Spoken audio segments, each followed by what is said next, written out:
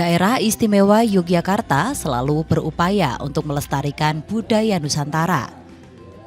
Seperti pada tahun ini, DIY didapuk menjadi tuan rumah pada gelaran pencaksilat tingkat internasional bertajuk Pencak Malioboro Festival.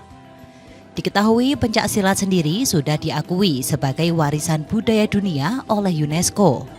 Kini, pencaksilat sudah dikembangkan di berbagai daerah sehingga memiliki ciri khas gerakan masing-masing. Festival pencaksilat ini juga merupakan agenda tahunan yang diharapkan dapat membangkitkan, melestarikan, dan mempopulerkan pencaksilat sebagai warisan budaya bangsa.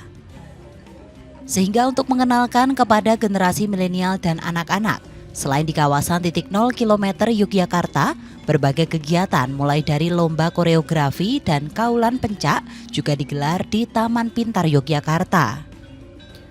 Dalam lomba ini, setiap perguruan atau aliran tampil dengan mengusung nilai budaya dengan memperhatikan tata panggung, musik, dan kostum. Mengusung tema beragam tidak harus seragam yang harapannya semua tokoh silat Indonesia tetap bersatu dalam perbedaan. Setidaknya sebanyak lebih dari 50 perguruan pencak silat atau hampir 500 peserta turut andil dalam gelaran ini yang berasal dari berbagai daerah. Pencak Malioboro Festival ke-7 ini yang ke-7 kali kita buat. Kita mulai dari 2012 sampai sekarang ini yang udah ke-7 kali. Tujuannya yaitu untuk mengangkat pencaksilat tradisional supaya menjadi tuan rumah di negeri sendiri.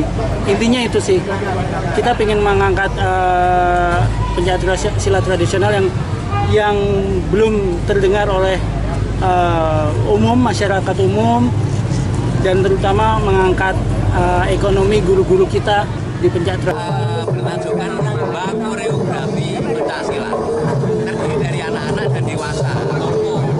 Nah, total tampilan kita yang mengikuti acara ini ada 27. Jadi tren adalah bahwa kondisi di Jogja ini mereka sangat menginginkan acara-acara seperti ini. Kenapa? Karena ini mengeksplor bagaimana kondisi silat itu ditampilkan dengan kondisi yang benar-benar komplit ya. Komplit dalam artian apa? Bukan hanya silatnya saja, tetapi ini ada kaitannya dengan bagaimana koreonya, kemudian bagaimana entertainnya, bagaimana kostumnya yang ditampilkan dan sebagainya. Nah, ini menjadi penilaian, sehingga juri pun kita pilih bukan dari silat saja, Mbak.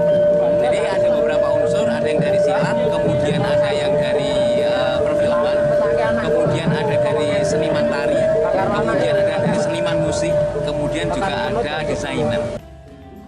Festival silat budaya terbesar di Indonesia ini rencananya oleh pemerintah daerah Istimewa Yogyakarta akan dijadikan sebagai event budaya tahunan sebagai ajang berkumpulnya para perguruan dan pendekar silat di Nusantara. Kalau dari kita itu kan tergantung komunitas ya, jadi pemerintah itu kan sifatnya fasilitasi. Kebetulan ini dari Pencak Malioboro Festival ini menganggap bahwa event ini menjadi bagian yang harapannya mewarnai Yogyakarta menjadi istimewa. Karena biasanya kalau teman-teman pencak silat bertemu itu yang dilakukan kadang-kadang bukan sekedar silaturahmi saja, tapi bagaimana kemudian di situ ada ajang untuk kemudian menceritakan tentang berbagai macam aktivitas yang kemudian dilakukan, kemudian juga diharapkan ada seresean, ada workshop dan sebagainya. Lalu dari sisi kita, prinsip kalau itu menjadi bagian keinginan dan juga kebanggaan bagi Yogyakarta, tentu saja pemerintah daerah akan support secara penuh.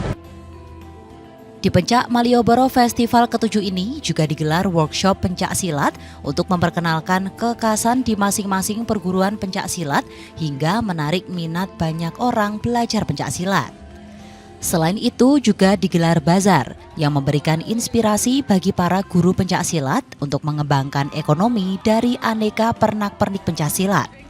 Karena dalam kehidupan sehari-hari, pencak silat sendiri memiliki manfaat seperti untuk pembentukan karakter, melatih kesadaran, melatih ketenangan, dan memberikan dampak positif bagi kesehatan. Dari Yogyakarta, Aurora Rahma, Willian Susilo, Adit TV